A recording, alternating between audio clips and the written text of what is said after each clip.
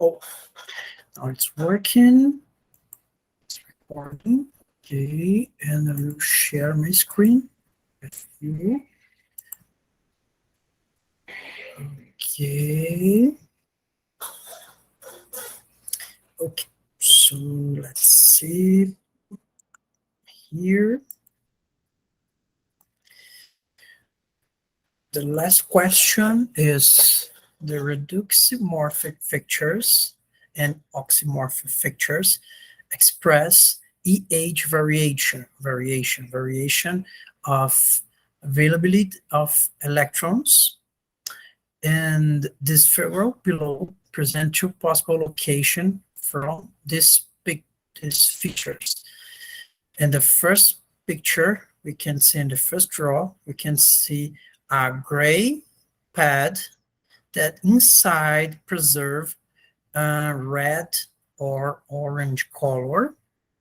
And in the second draw, we can see an pad, an aggregate that has a gray color too, but present a red color in the surface of these pads. So they are different pads. They present different reduximorphic features. And below, I ask you, based on this figure, explain how drainage and porosity and soil porosity could create different reduximorphic features like these ones. So how could we explain different morphology in this first draw and the second draw? Okay.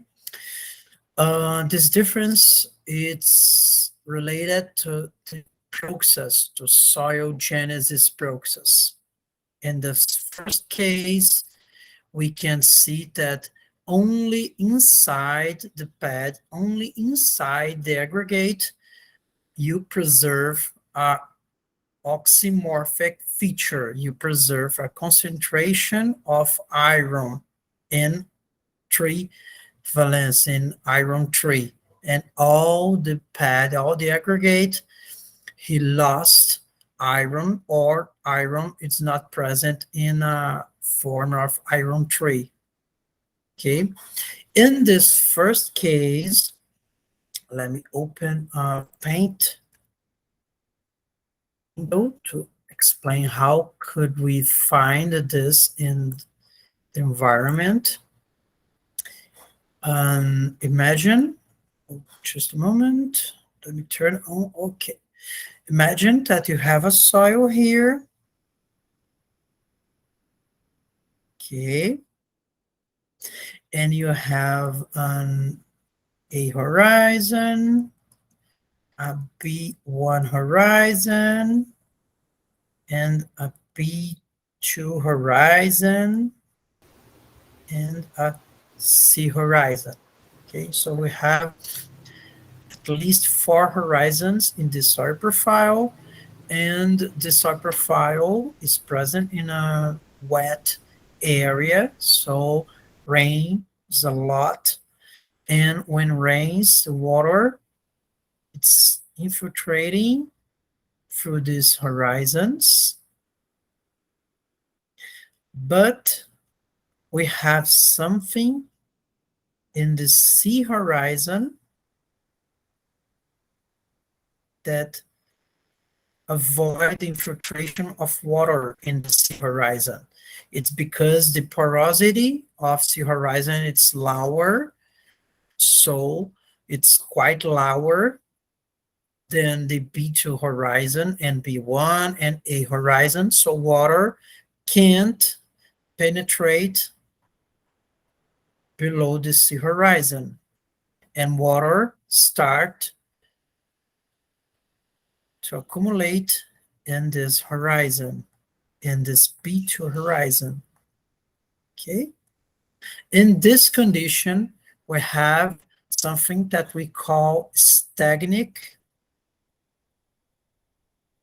properties. We have water that couldn't penetrate in a into a horizon because it presents a low porosity, or it has cohesion, or something like a ferricrat or a duricrat layer here. So you start to accumulate water in this transition between the B2 and the C horizon, and the water here start the reduction of iron oxides in this horizon. So let's see how can we describe the pads or the aggregates. In the beginning, just let me just find a good color.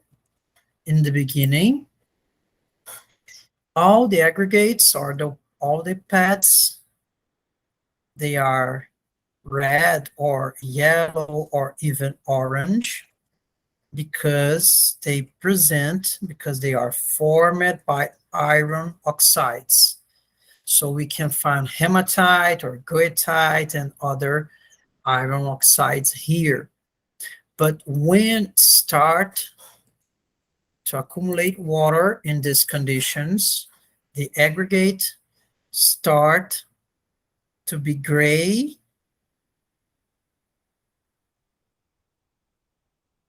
in the positions that water, that voids are in contact with this aggregate, and this iron concentration, this iron oxides only can be found inside the aggregate, the pad, because water start to reduce the iron oxides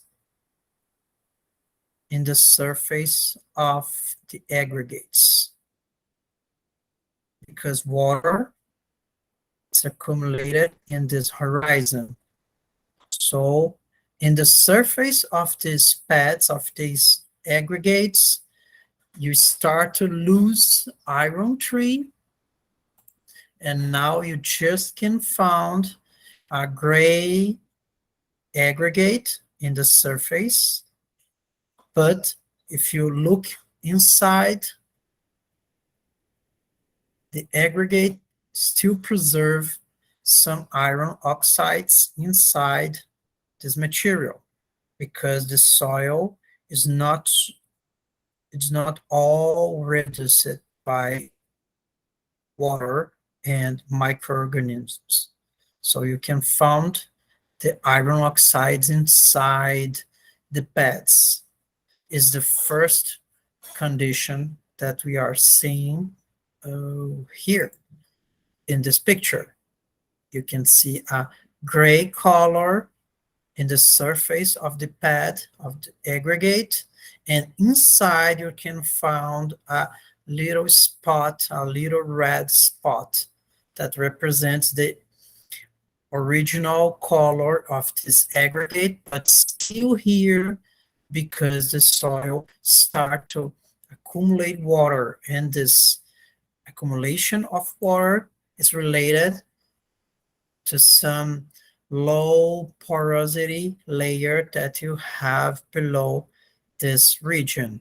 Okay, it's quite common in some B horizons, but we can also found in some A horizons or E horizons that are above B horizons with low porosity.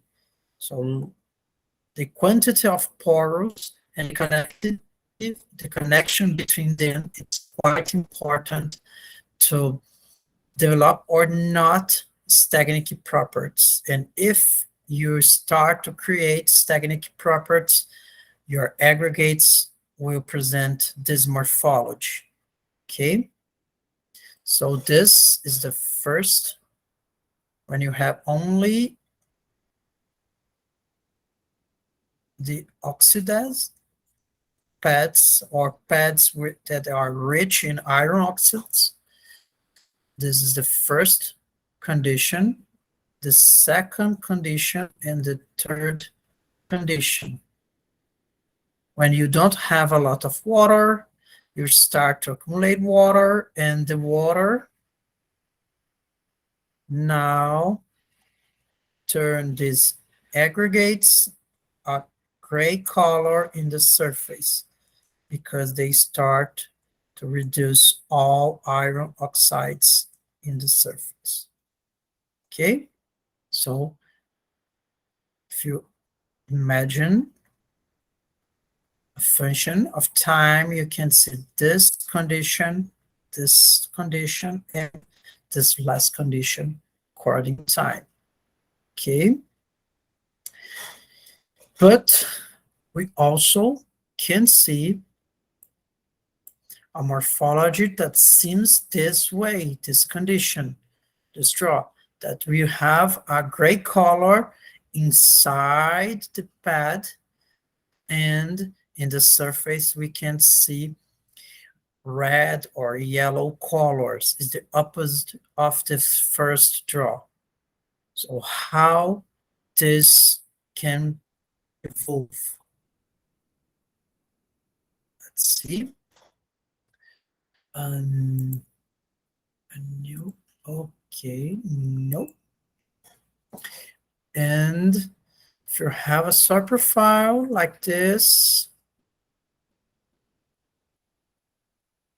and this soil profile has this A horizon, B horizon, and in this condition, the water table is here, but in the wet season, the water table goes or up this position to here. So the water table of the dry season and wet season, and when the water table gets here, achieve this position, this depth, start to reduce all this layer, and during this condition, the soil presents a gray color. So all the aggregate, all the pad present a gray color. Okay, good. If you have a change of a climate change, or if you have a tectonic, a topographic change, or if someone drained this area and now the water table in the wet season couldn't achieve anymore this position. So he couldn't achieve more this position, and now the nowadays position, the modern position, is just here. Okay, so the water table now in the wet season just can achieve this position, and now all this layer that was reduced in the past that present this condition start to evolve to a new condition, because now the surface of the pads we start to present red or orange colors due to the oxidation of iron, because now you don't have water anymore. So in the beginning, you present a gray color of the pads because you have a lot of water, a flood horizon or flood layer, flooded soil, and this horizon, because of a lot of water, presents a gray color, but now this horizon did not present anymore so much water. It's not flooded anymore. And now you have oxygen, and the oxygen start to oxidize the iron. And now you can see these red colors. So in the first moment, you can see a horizon or layer that are flooded, that has a lot of water and present gray colors. And now the second, you can see a horizon or layer that present aggregates that have gray colors, but these aggregates has a red or yellow surface. Okay, so it's the opposite of the previous condition. Now you change the condition, and that flooded horizon is not flooded anymore, and you start to oxidize some iron in the surface. Okay, so it's how the porosity and the water table could produce reduximorphic features and oxymorphic features. And it's quite important because, as you can see, the process create different morphologies, and these different morphologies could help us to understand how soil evolve, how the process create different colors and different morphologies of these horizons. Okay, does anyone has any doubt about this?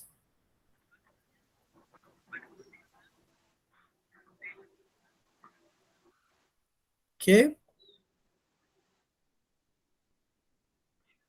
okay, okay. So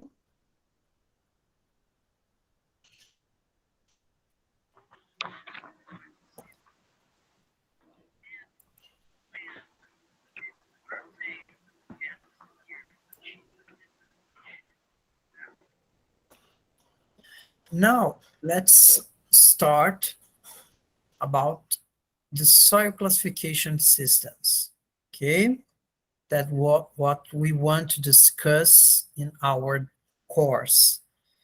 We present how to describe soil, so we know how to describe the color, the structure, the consistency, and several other properties that it's quite important to classify soil. And now we will start to understand how to classify soils, okay?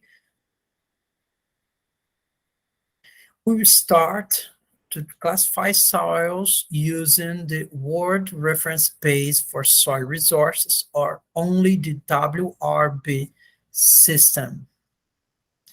The WRB system is a system that was created to classify soils around the world. So all soils in the world could be classified, or even should be classified, using this system. This system is created using the best of each national system. So we could find some influence of the soil taxonomy, the American system. We can find a lot of influence from Brazilian soil classification system. We also can find some influence from Australian, from British, from French, from German systems. So it's a system try to merge, to mix all the best qualifiers and the best conditions to classify soil. Of course, it's not a perfect system. It's still improving, but in this year was published the fourth edition. So we had some knowledge about how to describe all soils around the world. And it's quite important that you all read this material because we spend a lot of time classifying soils using the WRB, so it's quite important. Okay. And to classify soils using the WRB, we use some diagnostic horizons, some diagnostic properties, and some diagnostic materials. What are these things? What is a diagnostic horizon? It's quite easy.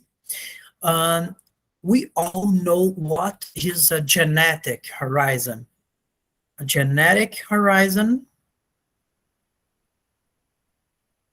is what we call A horizon, E horizon, B horizon, C, R layer, and all these horizons or layers that we describe. The O, H, W, L, a lot of them we describe as genetic horizons.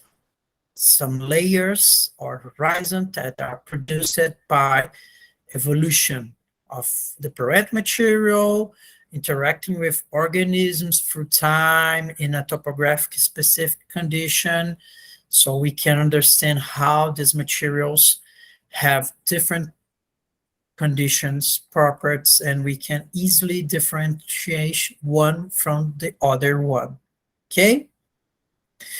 So we know what is a genetic horizon, but what is a diagnostic horizon?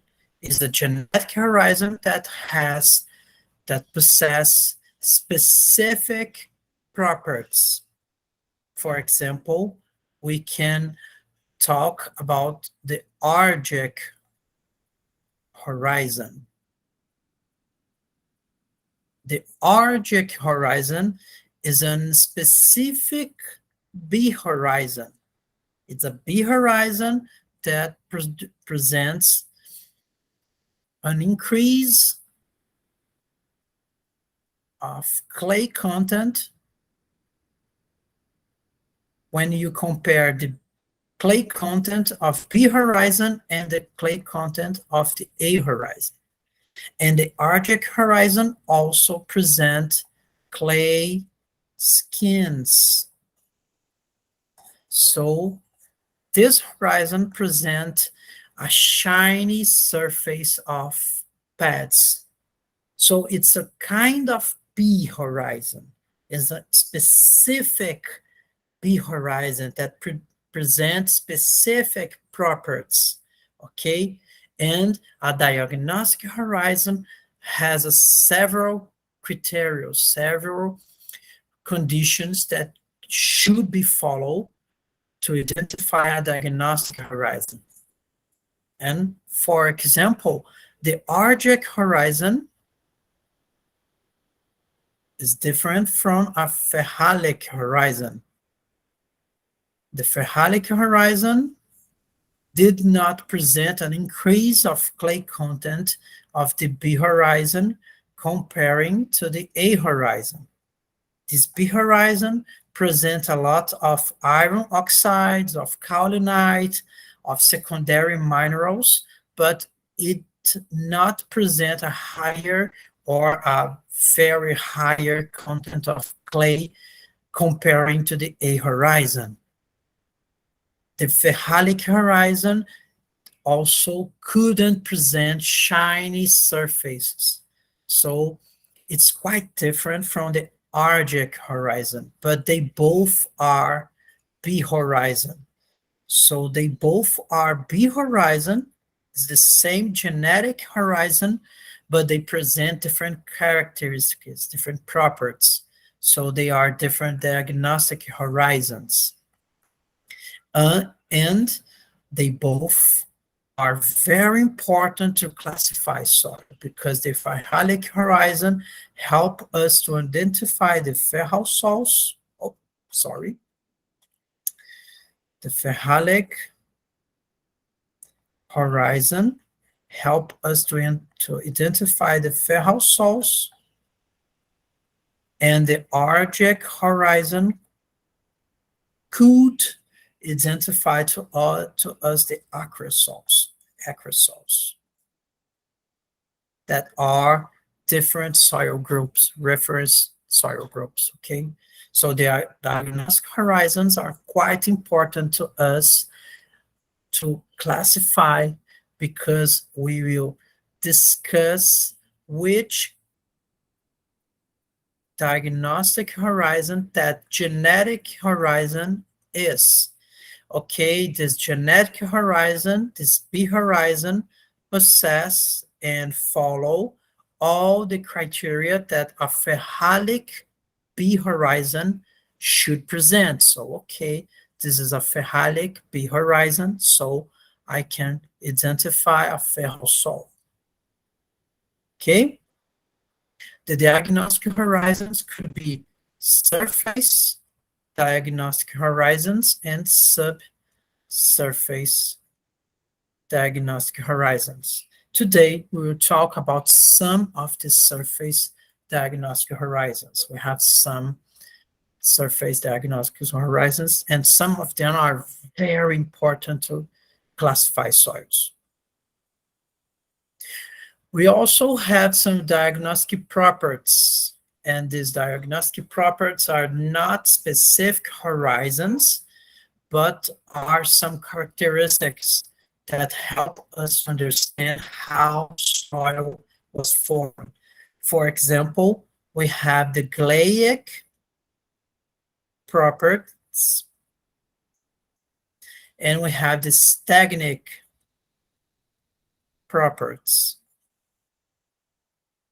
The stagnic properties are some properties that are created in soils that has low porosity and influence of water that was accumulated because this low porosity. And the gleic properties are properties that are related to influence of the tidal water or the water table, so that exercise that we done here present evidence to us this stagnic properties in the first draw and the gleic properties in the second draw. So these morphologies are related to specific diagnostic properties, and these diagnostic properties also influence soil classification, help us to identify how classify that soil, okay? And we also have some diagnostic materials like artifacts, some materials that could be found in soil and could help us to identify a horizon, okay? And someone raise his or her hand. Nedima, please.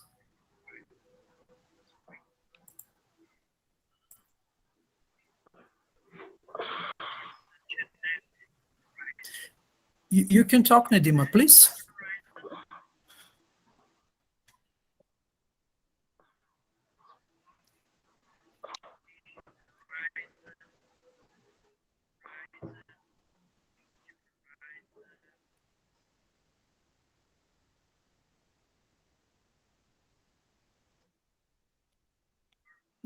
Nedima, could you hear me?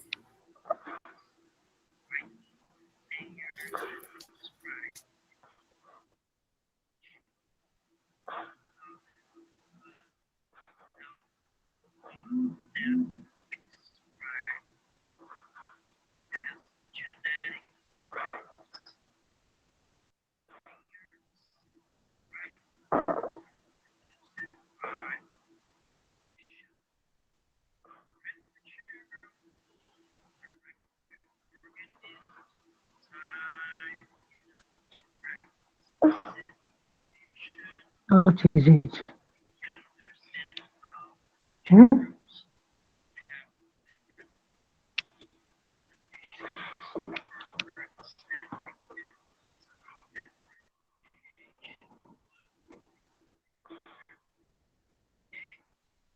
Okay,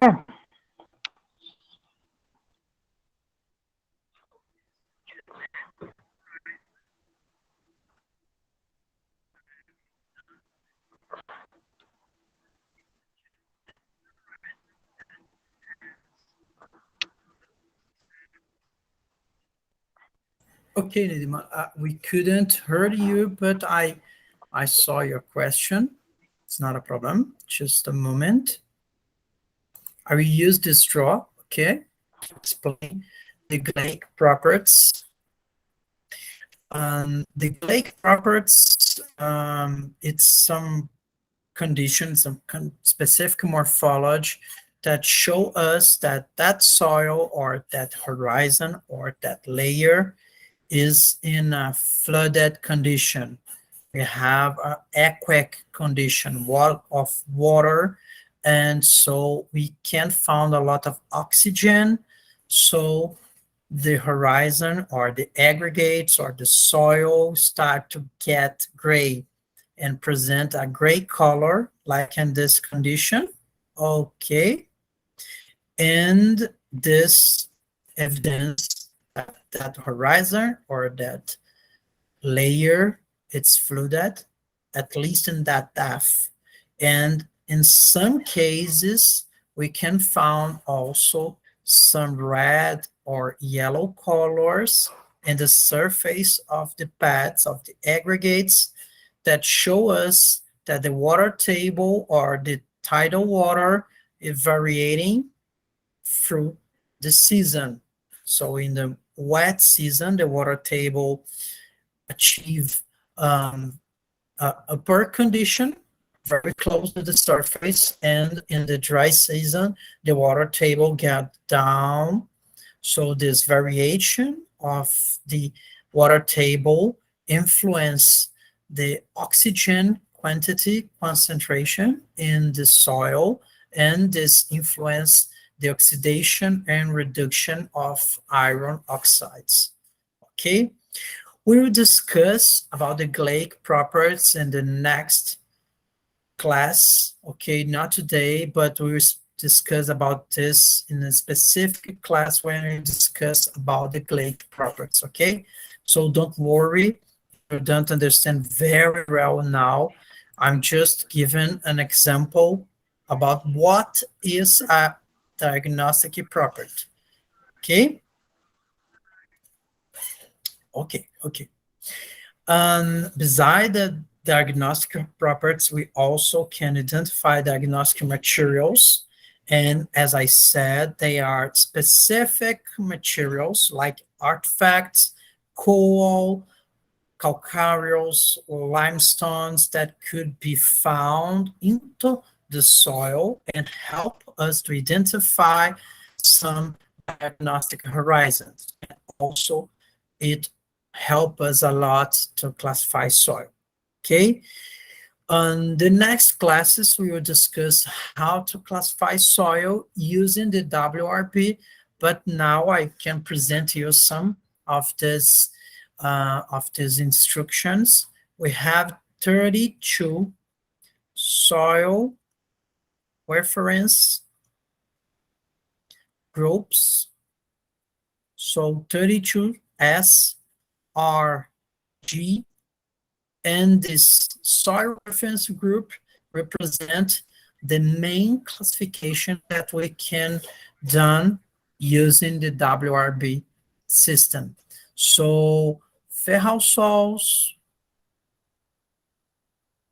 are a specific soil reference group. Acrosols are a specific soil reference group. Umbrisols are specific reference soil reference group, and podzol and several. Screen. What? You're not sharing your screen. My screen is not sharing. Oh, I'm not sharing my screen. Just a moment. Oh, I'm sorry. Let me share my screen again. Just a moment. I'm sorry.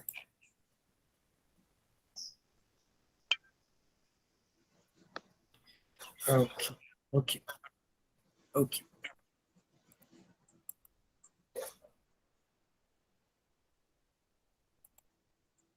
Okay.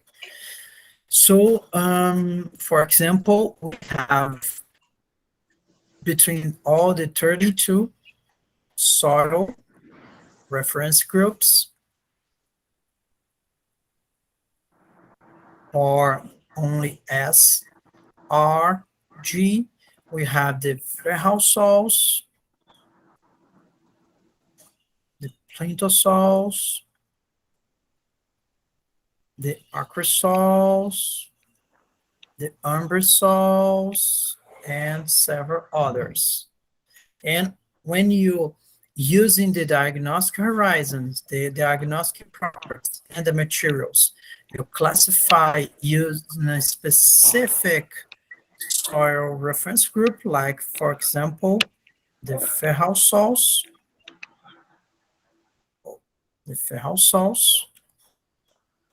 we just need to include some specific qualifiers here and here.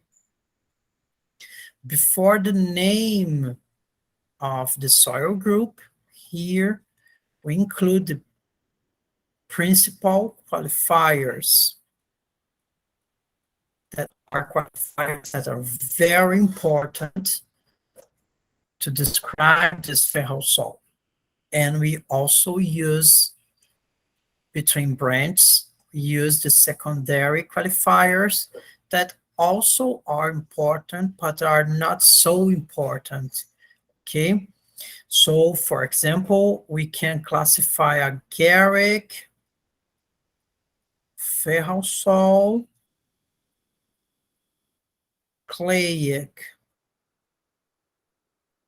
So this is the principal qualifier, this is the secondary qualifier, and this is the name of the reference soil group, okay?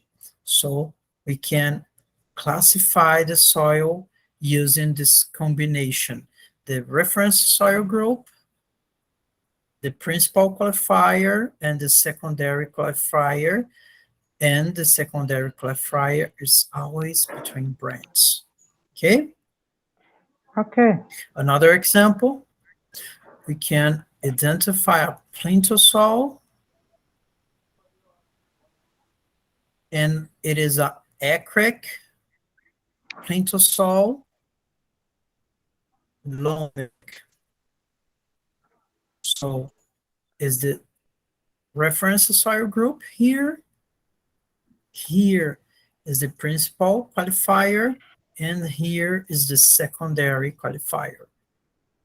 To identify the reference soil group, to identify the principal and the secondary qualifiers, we should use the diagnostic horizons, the diagnostic properties, and the diagnostic materials. Okay? Okay. So let's start, as I said, with the diagnostic surface horizons. Okay, now we'll just discuss about the diagnostic surface horizons, and they are here using the WRB system, and we can group some of them very easily. These red ones are diagnostic surface horizons that are composed basically by organic matter. So they are organic horizons. They present high or the highest content of organic matter between all these diagnostic surface horizons, okay? So the folic and the histic horizons, they both are organic horizons, and they present the highest content of organic matter between all this, among all this diagnostic surface horizons. This diagnostic surface horizons, the anthrac, Arctic, Urigic, pelagic, pratic, and teric, they all are produced by human activity. So they are produced by men and women acting and working on soil. It could be a modern activity or a old and ancient activity, but we just can classify the soils among one of these six diagnostic surface horizons. Okay, these three diagnostic surface horizons, they are carbon rich horizons, but they are mineral horizons. They are different from these ones that are organic. So the content of organic matter here, it's quite higher than these horizons. So here we have a carbon-rich horizon, but the content is not so high like this ones. So these are organic horizons, and these three are mineral horizons. But they are mineral horizons that present a high content of carbon, organic carbon, okay? And the next slides, I will discuss about this three. And these three are very different from all of them. These two could be a surface or a subsurface diagnostic horizon. And these two, they both are related to concentration of evaporites, of salts in the surface, okay? Or in the subsurface. So they are quite related to regions that present a dry climate, a dry condition, or when you can found a horizon, a layer that in the past present a dry condition or a drier condition comparing to the modern climate, okay? And this one, this Pempeic horizon, it it is a horizon that was formed in the past in a surface condition, but today this horizon is buried. So they are buried A horizons, okay? A specific kind of horizon that was formed in the surface, but today we found it buried, okay? So you can see that we can easily identify some groups between the diagnostic surface horizons. The first group is related to those organic horizons, the horizons that present the highest content of organic matter, and all the morphology of this horizon follow the organic matter. So they present a low density, a high porosity, a dark color, okay, because they are rich in organic matter. We can find some diagnostic horizons that are related to human activity. So if you add some material, organic material or mineral material, if you mix something, if you put vegetation, or if you increase the coal content, if you put fire in the soil, you change the physical and chemical and morphological soil properties. So the diagnostic surface horizon will be here. If you present a mineral horizon, a mineral surface horizon, so you present a high content of minerals, but at the same time you present a high content of carbon, it's not so high like these ones, but it's high. And we have some specific processes that help to preserve organic matter in these conditions. Okay, these two are related to calcium and organic carbon are related to preserve the organic matter in these horizons. And here in the umbric horizon, it's aluminum and organic carbon.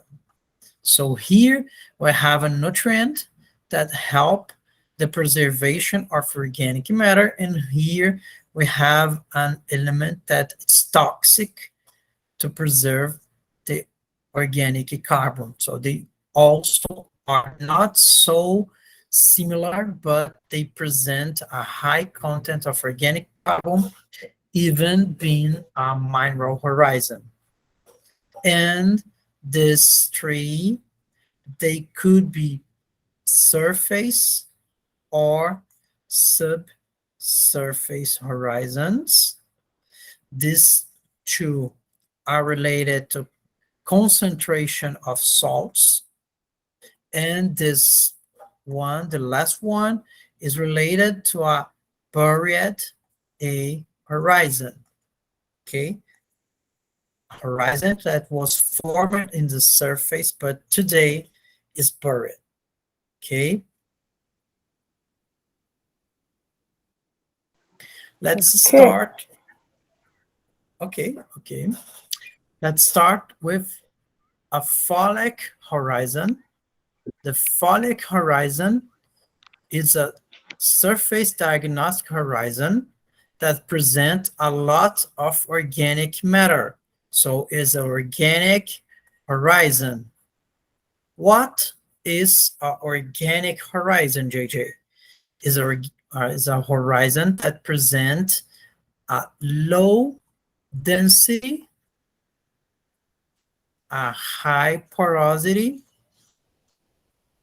and present a high content of organic carbon. What is or how much the organic carbon should be higher? You should present at least 20% of organic carbon in this horizon, so it could be classified as a folic horizon. Okay, so the folic horizon is a horizon that have at least 20% of organic carbon. So of course, all these properties will be quite related to organic matter, like the low density, the dark color, and the high porosity. Okay, they usually can change its volume in a shrink and shrill process, because organic matter also can increase and decrease its volume according to the water content. Okay, so in the wet and dry season, this horizon will change its volume according to the water content. Okay, and the organic or the folic horizon is the organic horizon that is well aerated soil, so you can't find a lot of water here. This horizon couldn't be formed in a flooded condition. It's not a flooded horizon. It's not a soil or horizon that's influenced by tidal water or water table. Okay, it's a organic matter that was accumulated in a cold condition, or when the acidity or toxicity of the soil is too high, so you start to accumulate the organic matter and form a folic horizon, an organic horizon. Okay, so if you found in the field a horizon that present a low porosity, a low density, a high porosity, dark colors, and a high organic carbon content, it is a folic horizon if all these conditions are related to a well-rated soil. It's not related to a flooded condition. You can see here on pad an aggregate in folic horizon, a lot of roots, and you can see that I can hold this aggregate very easily because it's very light. It's not dense because it presents a lot of organic matter in different stages of weathering, okay, of different stages of decomposition. And the diagnostic criteria, what is a folic horizon? Is that horizon that presents a lot of organic matter. It's an organic horizon, okay? So the organic carbon content is at least 20%, okay? If I present some horizon or layer that have a low density and a high porosity and dark colors, but present only 10% of organic carbon. Okay, this horizon is not a folic horizon. It's another thing, but it's not a folic horizon, okay? So it should present a high content of organic carbon, and if it's saturated, this saturation should be up or less than 30 consecutive days, okay? And the soil is not drained, so the organic matter is accumulated in oxidation conditions because the water or the aluminum or other mechanism that help the preservation of the organic matter. And this horizon should present at least 10 centimeters of thickness, okay? So what is a folic horizon? Again, first is a organic horizon, is a material, is a horizon that presents a lot of organic matter.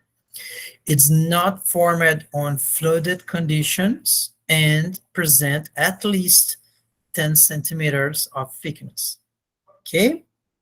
This is a folic horizon. It should present all these properties. Oh, just a moment. Eu tô em aula. Depois a gente conversa. Às 4. Beleza, beleza. Oh, I'm sorry, guys. So all the folic horizon should present all these properties, okay? They should present organic material, a non-flooded condition, and at least 10 centimeters of thickness. You can't present or you can't found or you can't classify a horizon as a diagnostic horizon, a folic diagnostic horizon, without all these conditions, okay? Okay. Okay. This one is other surface diagnostic horizon is a high-stack horizon, and the high-stack horizon is also organic horizon, so it also presents a high content of organic carbon, at least 20% of organic carbon in this horizon, okay? But in opposition from the folic horizon, the high-stack horizon is saturated by water.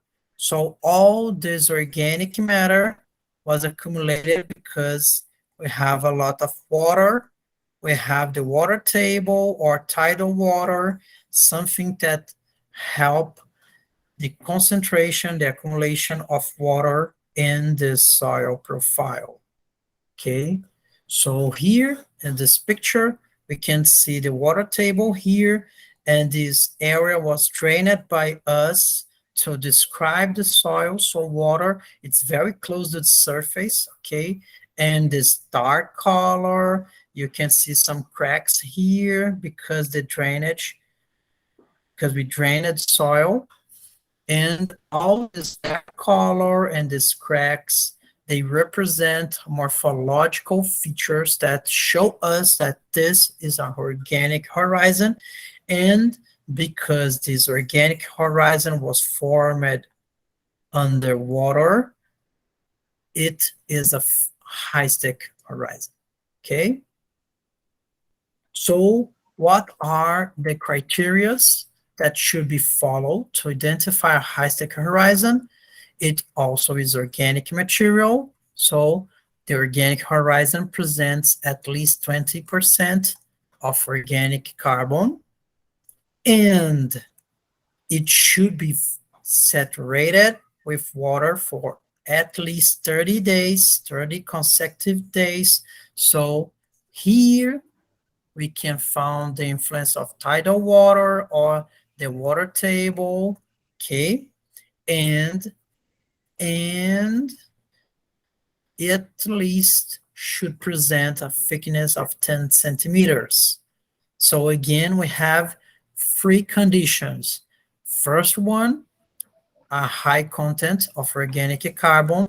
Second one, influence of water, a high influence of water. And the third one is the thickness, a thickness of at least 10 centimeters.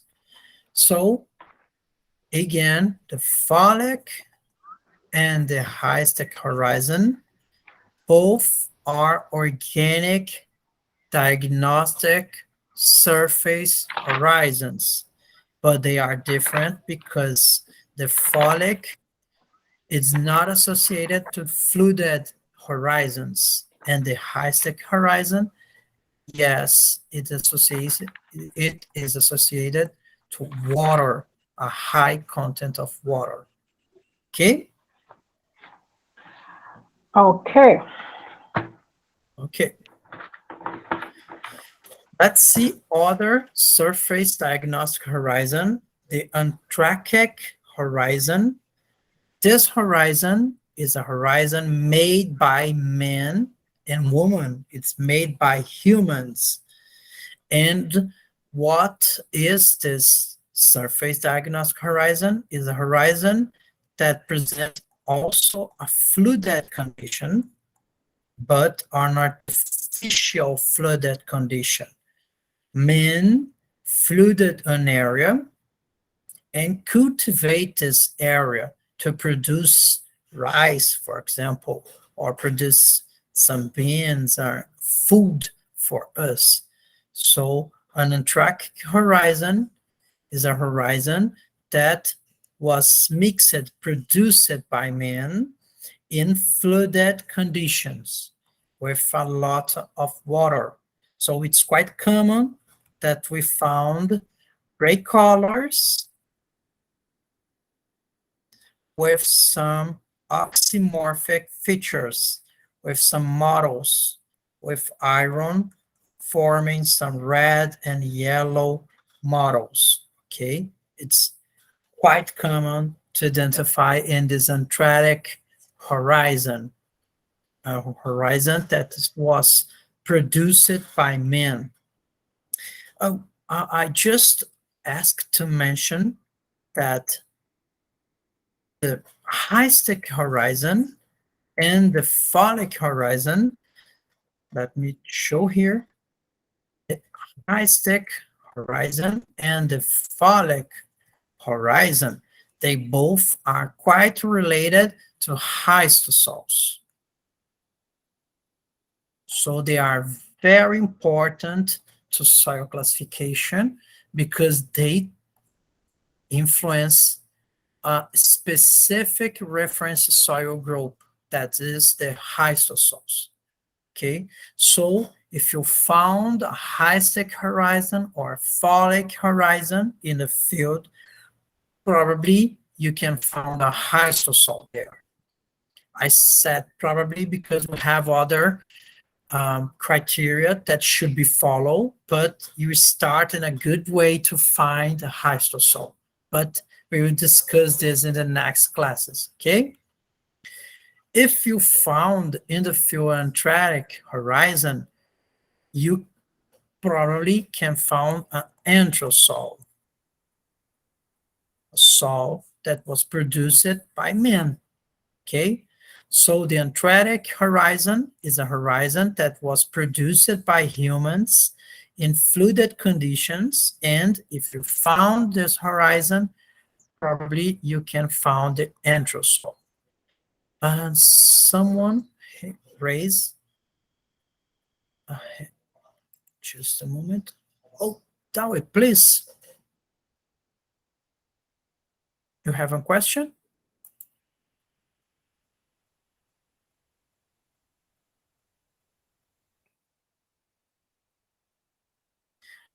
Dawi, we can't hear you if you are talking. Oh, okay, thank you. Sorry, I had network issue. I need some clarification on the difference between folic and I mean the two organic.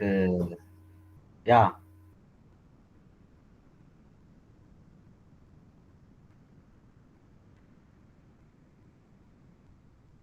you said that two of them. Okay, can you hear me? Now I can hear you. Okay, please talk. All right. So I need some clarification on the difference between the two um, horizon properties. Those have, you said that the folic and stick, I think, right? If I have not mistaken. So both of two are having organic property. So do they have any difference?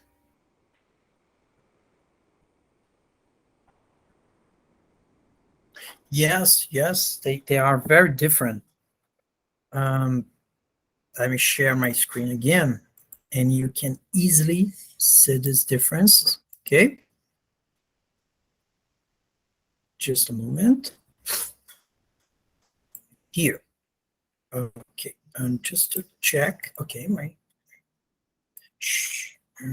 just a moment, here. Okay, here. This is a folic horizon, okay? This is a horizon that was formed in non-flooded conditions.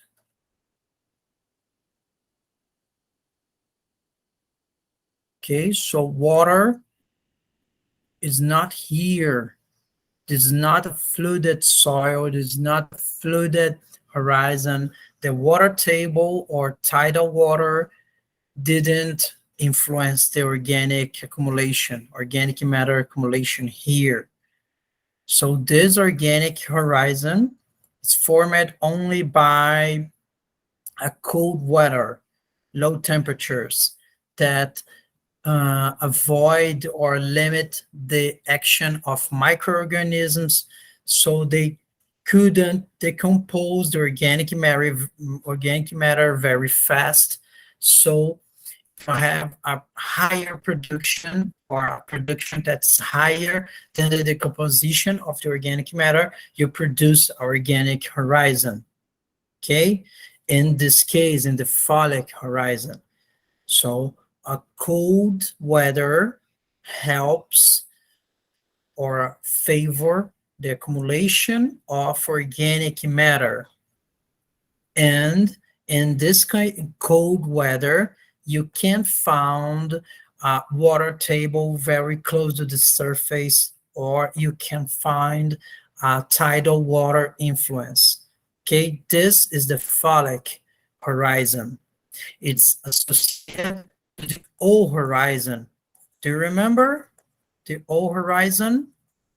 That Yes, horizon yes. that presents a lot of organic matter, but formed in a non-flooded condition is the folic horizon. But the O horizon is the genetic horizon. And if you present a O horizon that have at least 10 centimeters and the water influence is less than 30 consecutive days, you have an O horizon that follow all the criteria to be classified as a folic horizon. Did you understand now?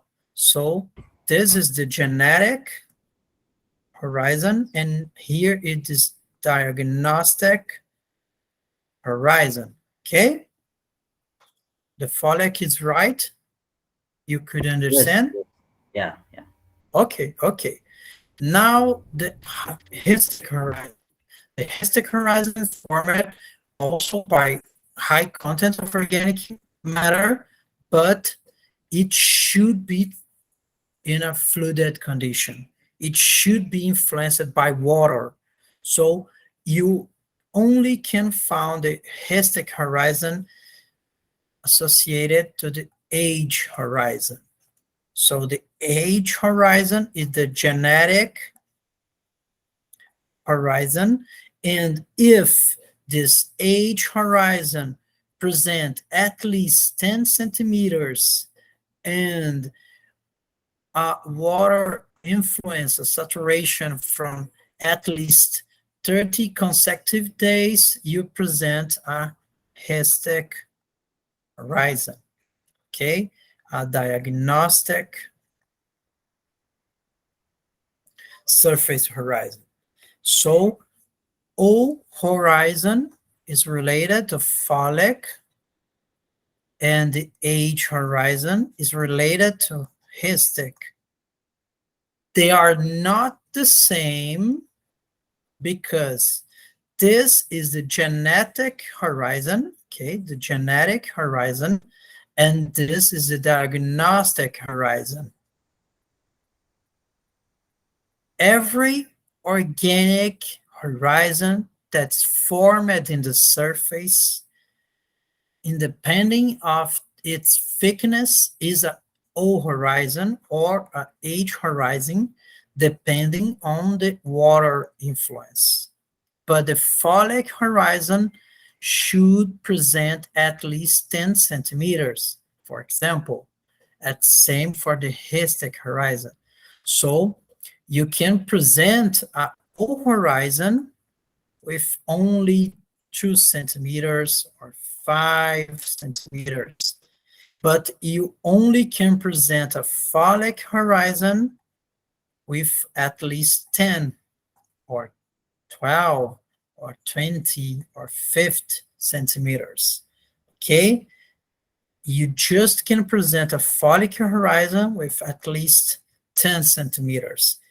But to present an O horizon, you can present 2, 1, 0.5 centimeters. You don't have a minimum thickness for the O horizon, but you present a minimum thickness for the folic horizon. So this is the genetic and the diagnostic differences. And again, the folic and the histic, they are quite different because here we have the age horizon and a lot of water. Here we have the O horizon and we don't have a lot of water. Here we can present, for example, a cold weather, a cold climate that help the accumulation of organic matter. Okay? They are not the same, although they both are related to organic horizons. Okay? Thank you. I get you. It's clear now? Okay. Is it clear now? Yeah. Thank you. Okay. Okay. Welcome. Good to know. Good to know. Now we need to discuss about the centratic horizon because, as I said, it is mixed by humans. It is flooded all the time and cultivated sites. So they are quite related to rice fields. They present this gray colors and models. It also could be related to high content of organic matter. Okay. And this organic matter was produced by the human activity. So the human influence help or favor the increase of organic carbon in the surface horizon. Okay. And let's see the diagnostic criteria to identify, to classify an anthracic horizon. So it is a mineral material. So the content of organic carbon, it's less than 20%. So the organic carbon could be 19, 19.5, 19.9, but it's less than 20%. Okay. And should present a fluted layer or pudded layer with at least 18% of the surface with a huge, or with a hue, I'm sorry, of yellow color with low value and low chroma, or gray colors, blue colors, yellow and gray colors with low values. Okay. It also be followed by a plug pen, a plug layer that's very cohesive, that present low porosity, and a plated structure or a massive structure, okay, a high bulk density, okay, or it could be present by oxymorph features, as I've said here, these models, these concentrations of iron and manganese, these red and yellow colors, okay, and present a hue higher or equal to 2.5 and a chroma higher than 1 in this oxymorphic materials, okay? And the anthracic horizon should present at least 15 centimeters. So you should present these characteristics and these characteristics and these characteristics and these characteristics and this. So here we have 3 criteria that are, I'm sorry, 3 conditions, and one of them are several descriptions. Like I can present a platy structure or a massive structure and a high bulk density, okay, and present oxymorphic features that are related to biopores or pores, okay. They are present in the surface of the beds of aggregates. Just a moment, someone's asking. Okay.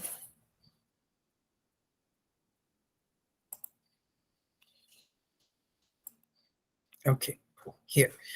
So anthracic horizon should present all these conditions to be classified as a anthracic horizon.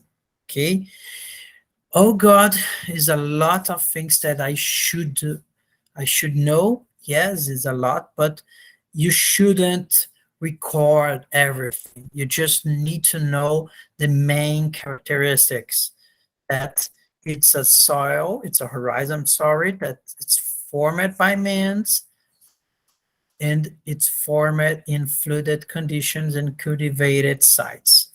So this is a very good condition It's a very good information that we need to record, and these conditions we can consult every time that we need. So just need to open the book and check, okay, they present this condition and this condition and this condition. Okay, it is an on-track horizon or not.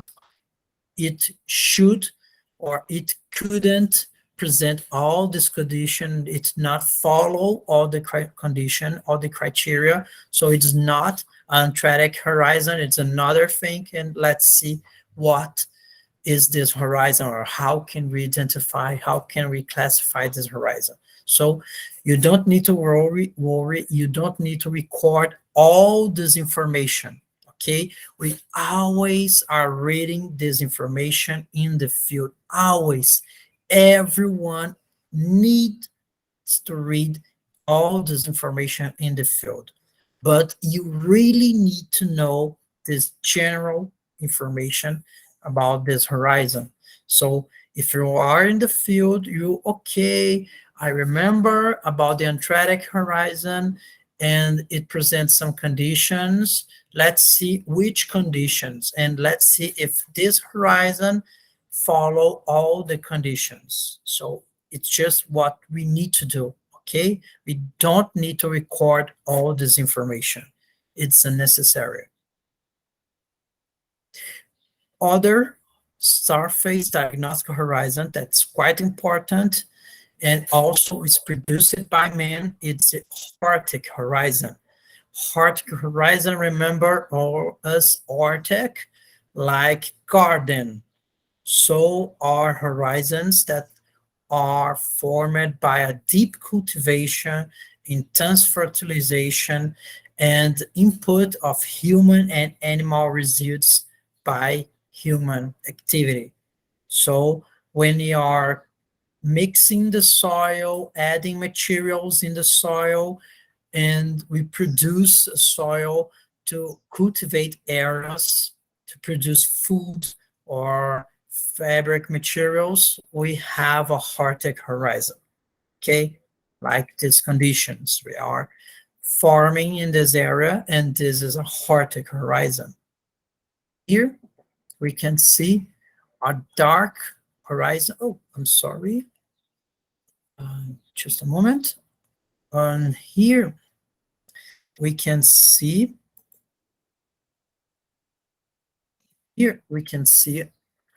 a soil horizon that's not flooded like the Antarctic horizon, okay? And here we can see a lot of organic material because it's dark color, and this horizon is in this area. So we can see that we have a lot of mixing of the soil to produce food, and this is a Arctic horizon. And someone raised their hand, just a moment. Oh, Nidima, please. Yes. So, JJ, can you hear me? Yes. For the anthropic horizon, you didn't mention the genetic horizon. Does it have one? I'm sorry, can you repeat your The question? genetic horizon of the anthropic you just explained. Does it have a genetic horizon? Yes, but it's just a horizon, a typical A horizon. Okay. If you have a horizon that are formed by humans, and it's fluid, so you can found an Antarctic horizon. Okay. So the genetic is just an A, and here is the diagnostic horizon. It's like the Arctic horizon. The Arctic horizon, you also have a genetic A horizon, and if this A horizon follows some conditions, we can classify it as a Arctic horizon. Okay. So as I said, here is the Arctic horizon. horizon that was produced by man, by human activity in a field, okay? And the conditions that a Arctic horizon should follow is it present mineral material, so the organic carbon should be lower than 20%. So it's not a horizon that all the morphology and physical and chemical properties are following the organic carbon content. They are following the minerals that we can found in that horizon or that layer, okay? They present a value in chroma lower than 3, so the color should be dark, not so dark, but should be dark, okay?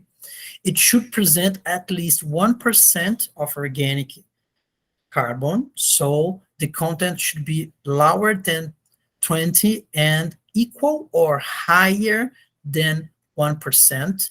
So the variation, it's quite high, okay?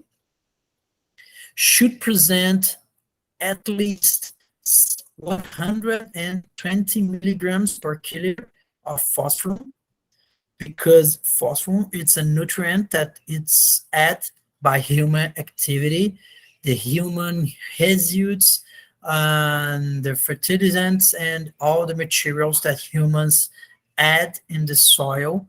They try and increase the phosphorus content, so is the minimum that we can find in this Arctic horizon.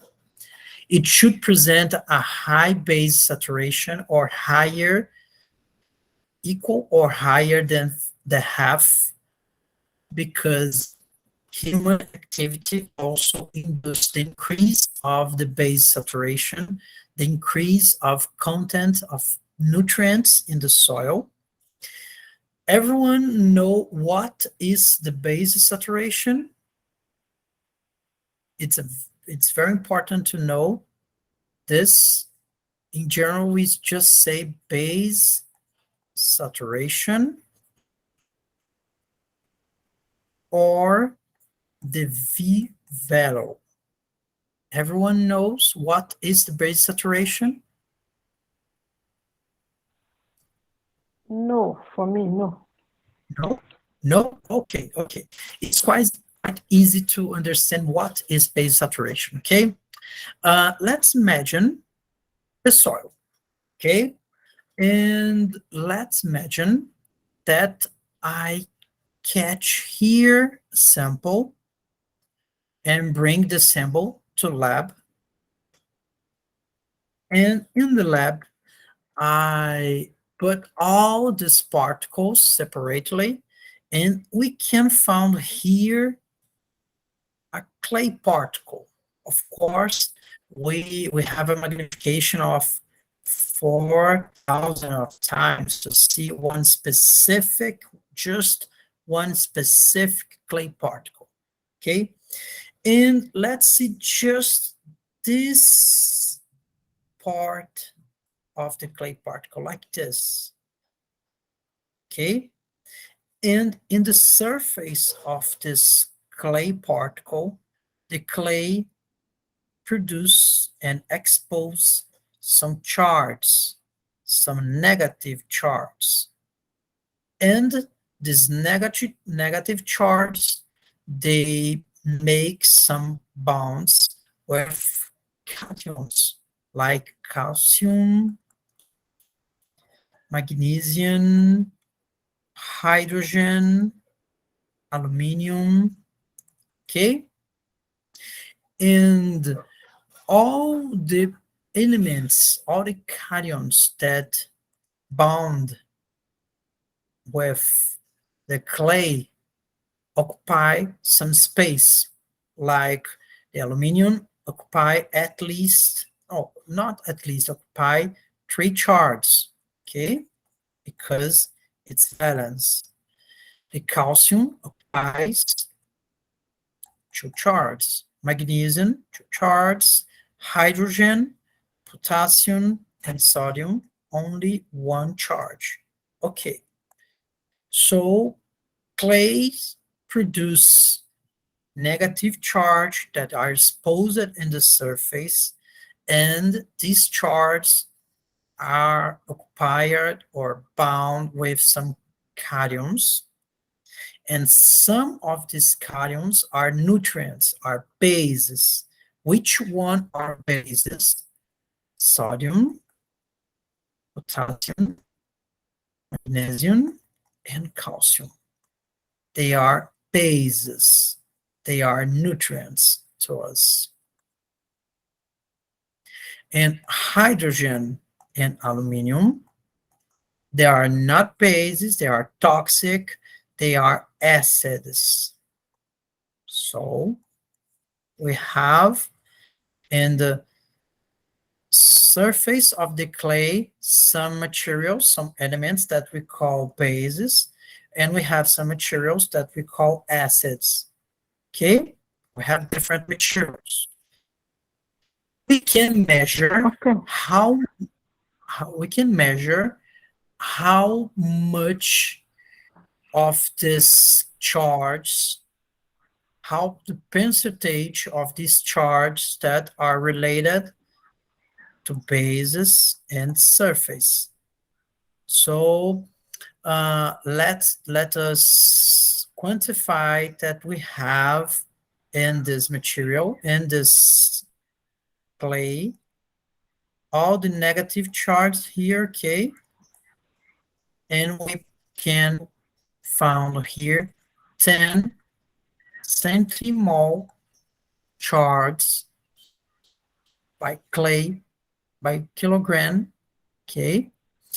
And in this material, we have 8 centimole charge of clay only with bases, and 2 centimole charge per kilogram of acids. If we try to calculate the percentage of charges which are fulfilled by bases, if I have 8 and 10, it's just 8%. And here we have only 20%. So I have a high content of charges that bounds bases, okay, in this case. But I also can find some cases like this. Some clays, we have a lot of negative charges, and now again they present this quantity of charge, 10 centimole kilograms, okay, but they present only one of charge that bounds bases, and 9 centimole of charge per kilogram that bounds acids. So in this case, only 10% of my charge bounds bases, and 90% of my charge bounds acids, hydrogen or aluminum.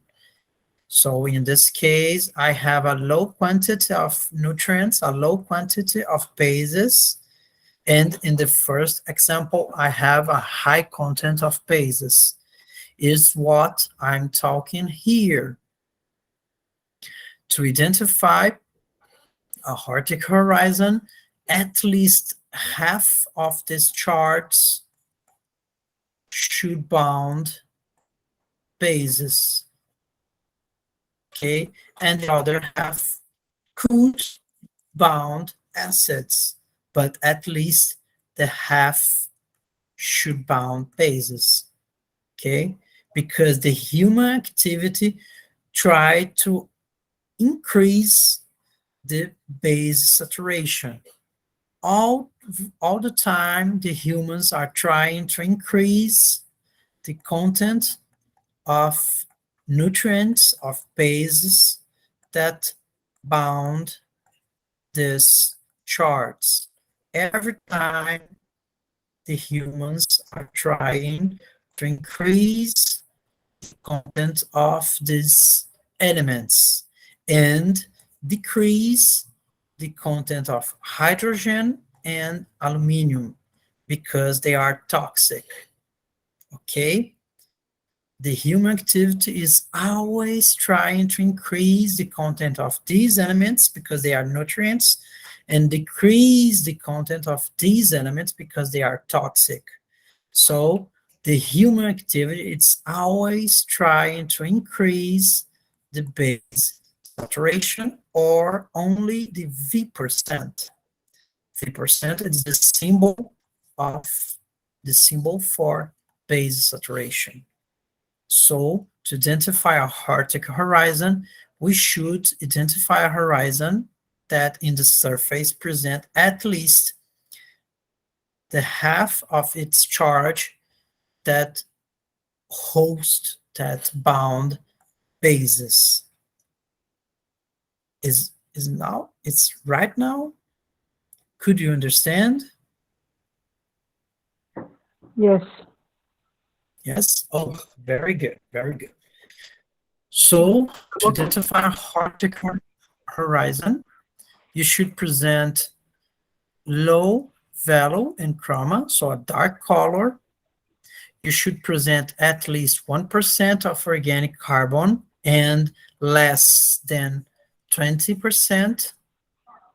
You should present at least 120 milligrams of phosphorus per kilo of soil, because this is added by humans.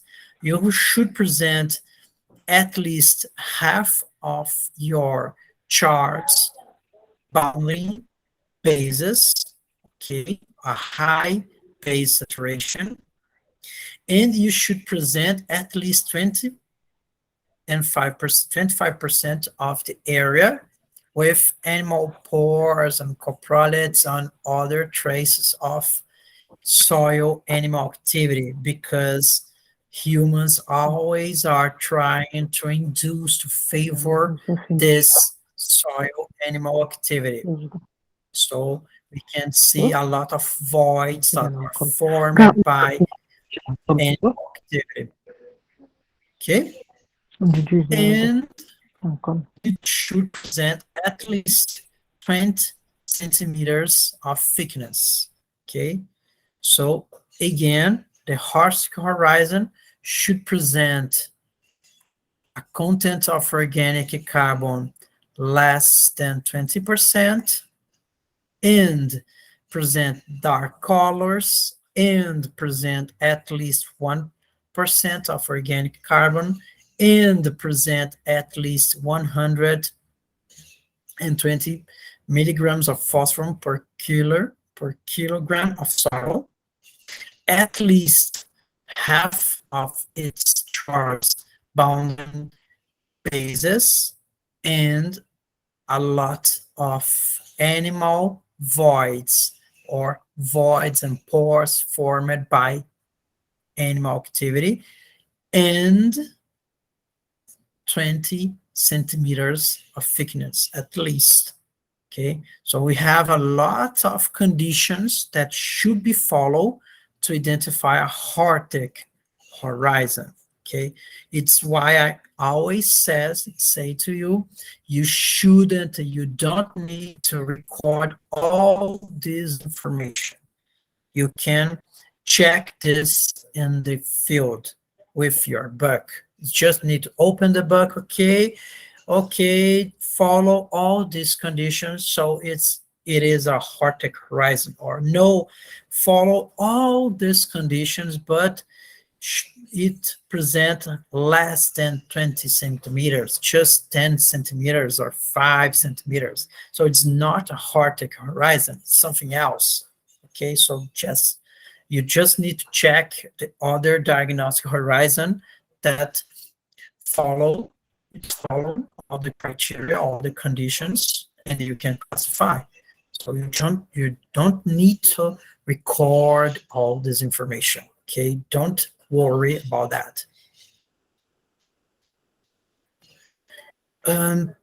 Okay, people, now I have to finish the class before we start the other diagnostic horizon, the surface, the irregular horizon.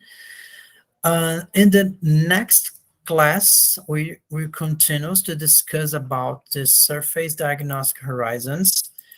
I will share with you all information about the word reference base for soil resource, the document, the reference, and I ask you all to read the material so could be easier to understand some definitions, okay?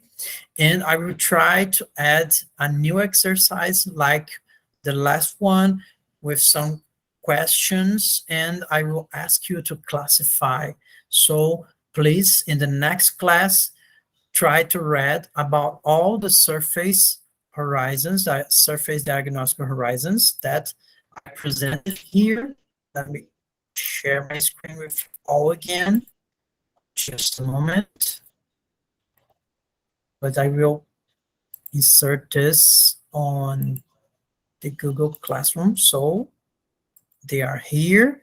Please try to read about all this diagnostic surface horizons, and I will share with you an exercise trying to classify, ask you to classify which diagnostic surface horizon could you identify using the conditions and using the soil properties that I informed you. Okay? It's not an exam, it's just because we all need to exercise this so the classification start to be fixed and to be very clear in the surface, in our minds, okay?